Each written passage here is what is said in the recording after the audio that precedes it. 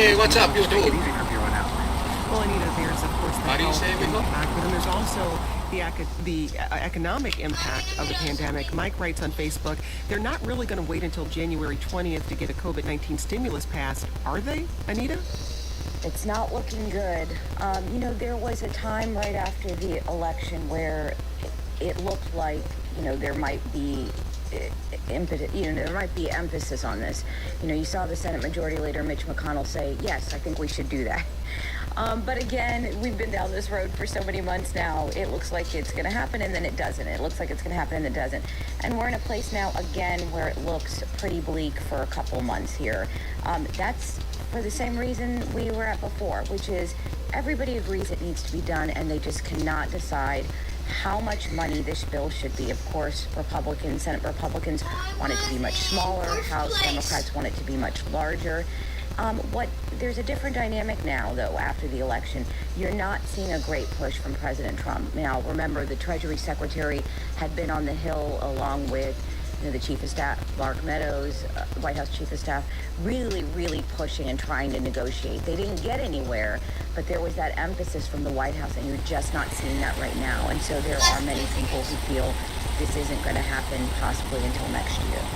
Well, the Food and Drug Administration is expected to consider the approval of 2 COVID-19 vaccines early next month. That's being reported Let's go, by babies. CNBC. Pfizer says it will file for an emergency use authorization today.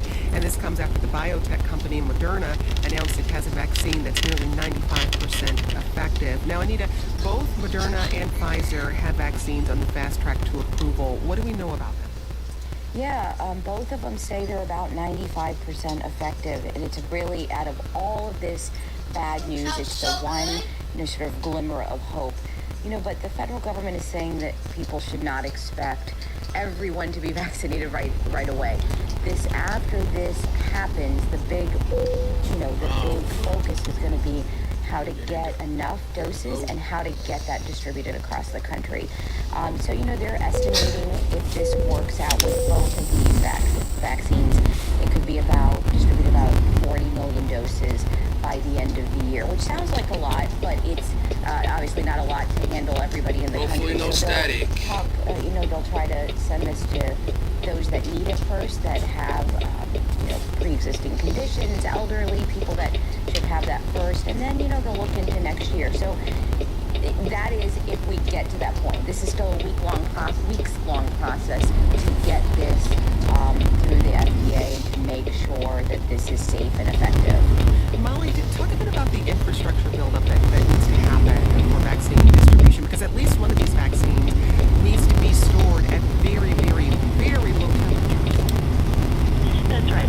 The Pfizer vaccine, I believe, needs to be frozen at very low temperatures, which obviously adds even more complications to these manufacturing and distribution hurdles that Anita was talking about. So it's important for people not to expect that this is going to happen tomorrow or even in the next few months, because these vaccines, even if we do, there's so many hoops to jump through before we get to that point, right? Even if we do get conclusive proof that these vaccines are safe and effective, then they all have to be manufactured. Then if one of them has to be stored at this low temperature, that creates all kinds of logistical complications for how it can be distributed, where it can be stored, how it can be given to people. And if that's not true, the other vaccine, that's part of the reason that the Moderna vaccine raised even more hopes for people, because it can be stored at normal temperatures. So if we do find out that vaccine is just as safe and effective as the others, that would perhaps make it even easier to get out. But again, this isn't anything that's going to happen tomorrow. Really briefly, Naftali, how is this complicated by President-elect Biden not being able to get the briefings he needs on the pandemic? I think it's incredibly complicated by that, and people are very concerned that the people that have the power right now are not talking to the people that are going to have it on January 20th, and it's going to be one of the first big tests of the Biden style of governance, which emphasizes expertise and knowledge when he does take over. We're rounding up the week's top stories with Anita Kumar, White House correspondent for Politico, Molly Ball with The Times, and Naftali Ben-David at The Washington Post. One note about that Moderna vaccine, it has a surprising benefactor. Country legend Dolly Parton donated $1 million to coronavirus research research, and that cash went straight to developing an experimental vaccine. The revelation caused tributes to spring up across the internet, including this, a 2020 update of Parton's Jolene, written by Gretchen McCullough and performed by Ryan Cordell. Enjoy. I'm Jen White. This is 1A from WAMU and NPR.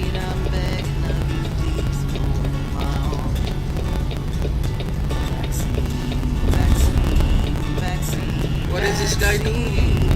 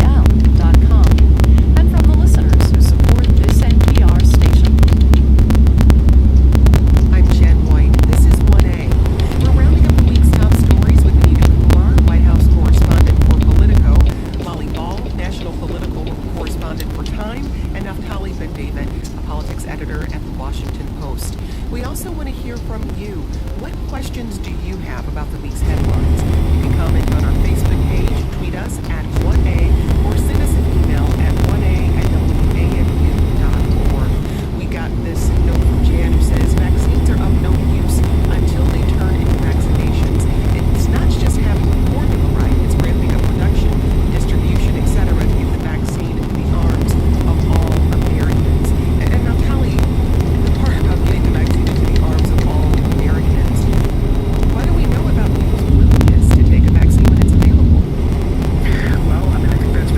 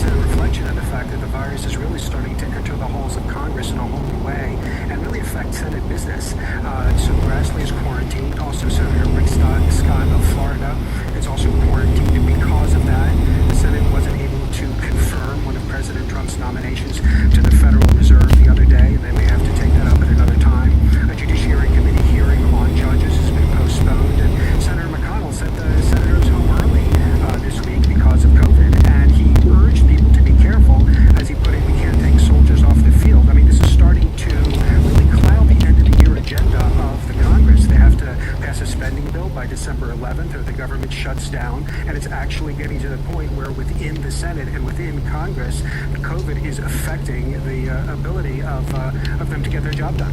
And how strictly have members of Congress followed the guidance of health experts around protecting ourselves from the virus and protecting others? I mean, that's a great question. Because they haven't followed it particularly rigorously, and I think there's an issue where people are seeing prominent people, including Governor Newsom of California, including potentially Speaker Pelosi, and certainly including Senate Republicans, not following the rules that everybody else is being told to follow.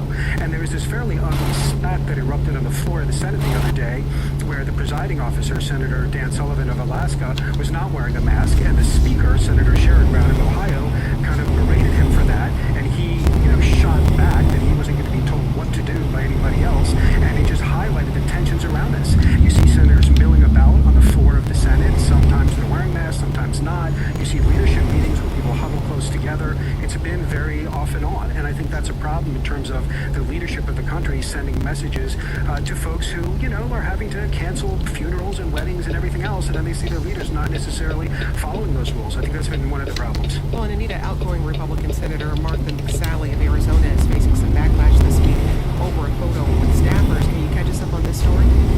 Sure, she was caught, in the Capitol with about 2 dozen or almost 2 dozen people just kind of getting close together and taking some photographs. She had given her sort of first farewell speech. She'll be leaving earlier than everybody else because she was filling a term, somebody else's term, and she lost her race, and Mark Kelly, Democrat, is going to be coming in. But, she was seen, and others were seen not wearing a mask, taking photographs, standing on the stairs, and finally Senate Sergeant at Arms had to come intervene and remind them all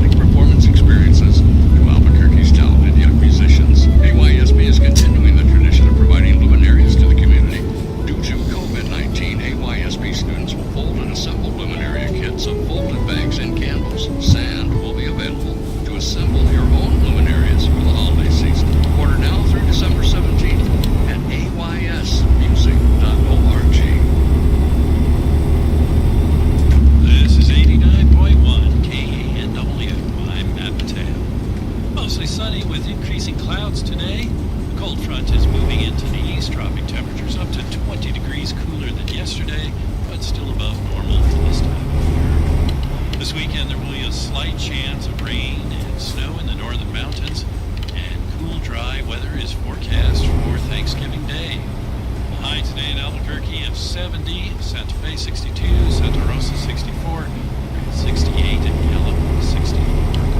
Currently 62 in Albuquerque, Santa Fe, and Grants, 64 in Gallup, and 57 in Santa Rosa. You can help support 1A and all your favorite programs on 89.1 by calling our pledge line at 505-242-3456 or visit KNW.org and click the donate button at the top of the page. Thank you for listening to KNW. Support for NPR comes from this station and from C3. C3.ai software enables organizations to use artificial intelligence at enterprise scale, solving previously unsolvable business problems. Learn more at C3.ai. From the NPR Wine Club, offering its 50th anniversary Prosecco in celebration of half a century of NPR. Available to adults 21 years or older. Learn more at nprwineclub.org. And from the Annie E. Casey Foundation. Let's get back to the Friday News Roundup with Anita Kumar, White House correspondent for Politico, Molly Ball, national political correspondent for Time, and Naftali Ben-David, politics editor at the Washington Post. Donald Trump continues to refuse to accept the election results. It's led to dozens of legal battles across the country and a partial recount order in Wisconsin. Anita, what does this partial recount involve? Which counties will it affect? It's two counties where the biggest sort of cities of Milwaukee and Madison areas, and it's about 800,000 ballots. Both of those areas are heavily liberal, so they went for Joe Biden at large numbers. And what President Trump and his team are saying is that there were irregularities there, but they haven't gone into any details, and the county officials and state officials dispute that. So they will start doing that and have to be done by December 1st. I think the one thing that we have heard them say, although they haven't really provided any evidence of this, is that people got mail-in ballots that didn't request them, which wasn't supposed to happen, or they sent them to the wrong people, but there's really no evidence of that. The other thing they're generally saying is that across the country, that people made changes, so they made a mistake and they corrected them, and it was in cases where they weren't supposed to correct them, weren't supposed to be able to change that ballot. So those are largely what they're saying in various places, but again, not providing evidence of that. Well, Georgia finished its hand recount yesterday and found Biden won the state by roughly 12,000 votes. How much of a difference are we expecting any of these recounts to make? You know, people say that recounts can change 100, 200, or even 300 votes, but as you mentioned, Joe Biden won the state by thousands, over 10,000 votes. So, that it would have to be, make a huge difference for this to switch. Of course, President Trump has said that he doesn't trust that recount. He doesn't, believe what those numbers are. They didn't do a good job. They can now, at this point, actually decide to ask for another recount, and this would be based on, not the state saying they need to do it, but actually the person that came in that lost, that's President Trump, and he could ask for that. And they haven't said that they're going to do that, but they have indicated in various places that they are going to ask for recounts in various states. Daniel writes on Facebook, poll workers in my state have to take an oath to try to keep the election honest. I would expect local canvass officials in other states to do the same. The Republican local officials that want to reverse certifying the election in Michigan seem to be doing so in bad faith. Can they be removed and replaced for trying to break their oath? Molly, just remind us what in Michigan, particularly Wayne County. Yeah, well, there's a couple of different processes going on in Michigan. There is the county process where there was this late-night hearing, and a couple of the Republicans first said they were not going to certify the results, then did, and then tried to take it back, which they can't do. There's also a state board, and then you have the state legislature also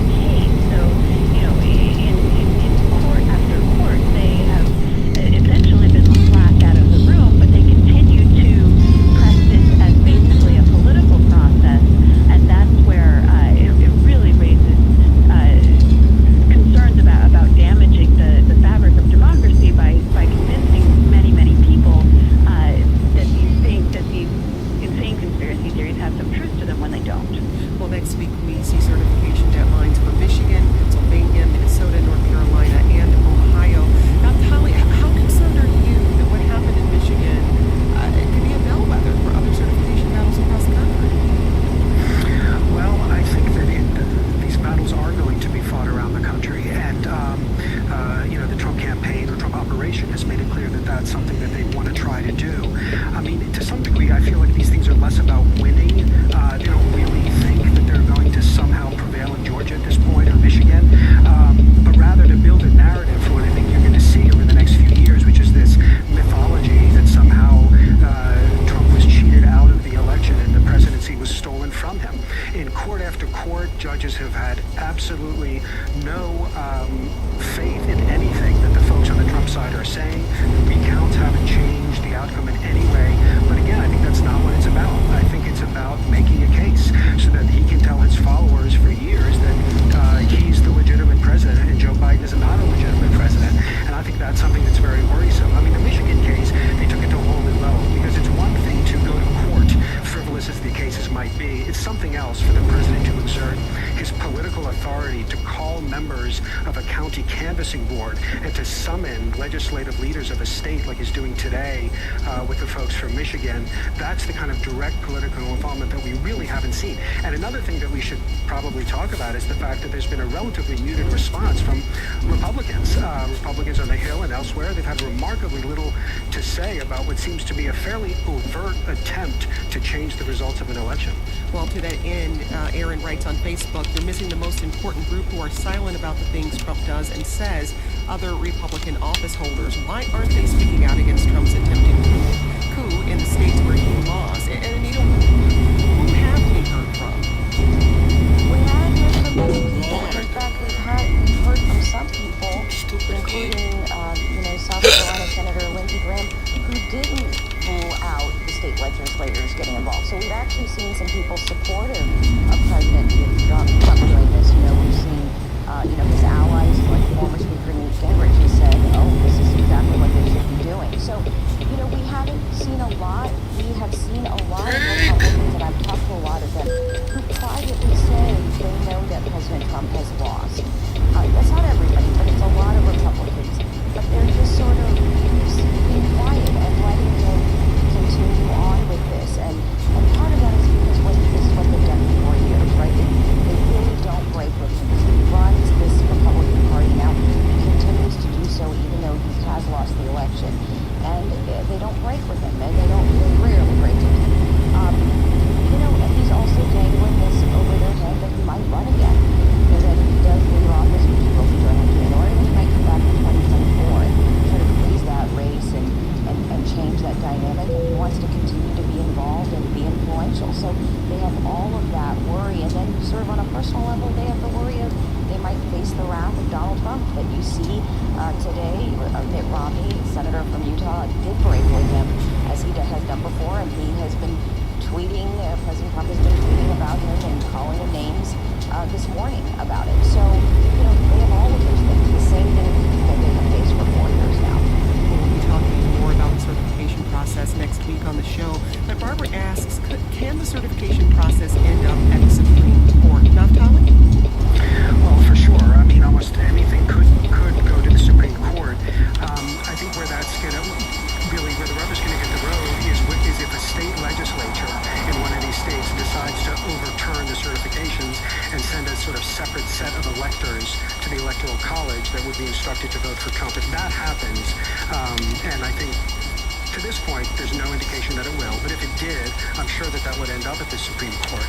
I mean, one of the things that we're seeing now is the extent to which the Republican Party is really the party of Donald Trump. I mean, there's no separate Republican infrastructure that can somehow stand up to the guy. A lot of people make the comparison of how during the Nixon years, Barry Goldwater, went to the White House and told Nixon he needed to step down. There's nobody like that in the Republican Party. There's nobody like that in the country who can stand up and say enough is enough. Because if they did, they would immediately be vilified by President Trump and all of his followers. Thank you for watching.